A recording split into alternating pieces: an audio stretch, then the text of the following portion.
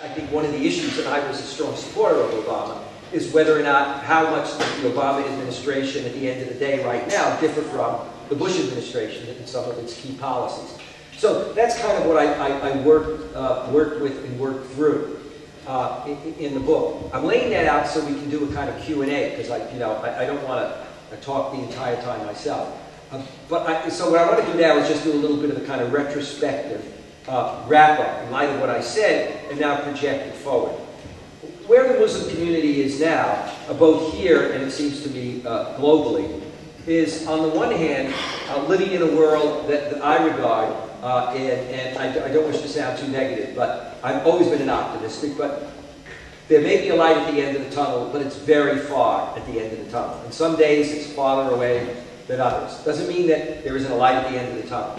Except that, as one friend of mine said, remember the light can be a freight train coming right at you. You just can't see it clearly right now. We live in a very fragile time. It's not only a question that you have a kind of far-right religious and political kind of militant side. We saw that in the elections. Reverend Hagee and Parsley, who were supporters of McCain, the kinds of things they said, and the fact that McCain and Lieberman did not want to back off, and when finally McCain backed off with Hagee, it was when they brought out that what Hagee said about Catholics, because we're more deliverable right now in terms of numbers and votes, and the fact that Obama in effect kept saying, I don't want to discuss, I'm not going to touch Islam, I'm not going to visit a mosque, his advisors don't want young women with hijab in the picture. That led Powell to say, you remember when he endorsed Obama, and to talk about there was nothing wrong, with being a Muslim and being an American Muslim, and etc. That's the context in which we live, and it's still playing out there very much. It's not the old context. For example, right now we have somebody who's had some controversy surrounding Tariq Ramadan, who's finally coming to the country. This is the grandson of the founder of the Muslim Brotherhood and Islamic movement in Egypt. He, though, was born in Switzerland, a PhD in philosophy, is now a professor at Oxford, and is also an activist.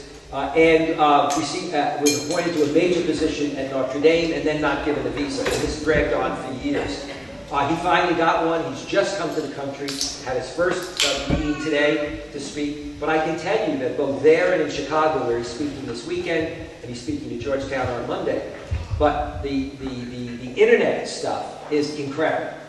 Okay? And what that means is, unlike the old days when you could have diverse voices and people disagree, it wasn't like people were on the internet trying to mobilize, as it were, bust people in. I was kidding. Yesterday I spoke in Chicago, and they had to move it at the Intercon from the Renaissance Room to the Grand Ballroom because it sold out.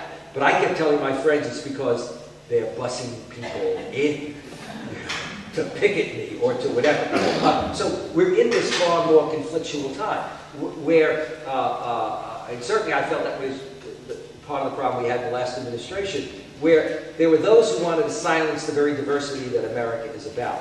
So what I see the community at now, for example, in America, is a community that's more and more institutionalized, more and more positioned. You represent this, a new Islamic Center in Mosque. There are others here. You think about only 30 or 40 years ago, none of this existed. Muslims are now much more into the professions. My wife had a bad accident a few years ago, rushed to a hospital, first 3 doctors were Muslim. Iranian who lived there for years, young Saudi who had just come over. I wasn't too happy about young Saudi who just come over. It's like, okay, so you're 28 and you've been at Georgetown Medical School for 6 months, and you want to look at my wife. In any case, the first 3, well, I should have said to him, well, you can't look at my wife. But that situation has changed significantly. The challenges that we face, though, really, I see in the 21st century, are challenges of authoritarianism in the Muslim world and support for authoritarianism by the US and European countries, and what that means, i.e. authoritarianism means repressive governments. Repressive governments mean problems within society. Problems within society mean that the government is seen as the near enemy and that the US is seen as the far enemy. And so the need for Obama to really do what he said he was going to do, and that is to attempt to bring about change where you emphasize diplomacy economic and educational development over military threat and military aid. Whether or not we can do that is an issue. The need to deal with Iraq and Afghanistan in terms of developing an exit strategy. I want to be blunt on that. I don't care what the excuse is, there should be an exit strategy. I.e., in Afghanistan, we should simply say to Karzai, you've got, for example, I don't want to give my timeline, 2 years, we will attempt to train your military, your army, and we will try to rebuild an infrastructure. At the end of that, if your army's not up to it, if your police aren't up to it, we're out. And I think the same thing has to be said in Iraq. Palestine and Israel, I think it has to be in light of particularly what's gone on lately. You have a problem with leadership both on the Palestinian side and on the Israeli side.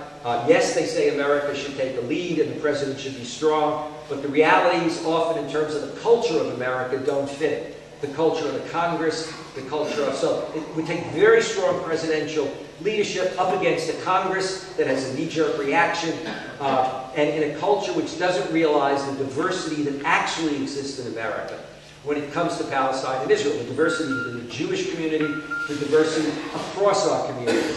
I think all of those become challenges. With that, I will end and take any questions you have before God calls us.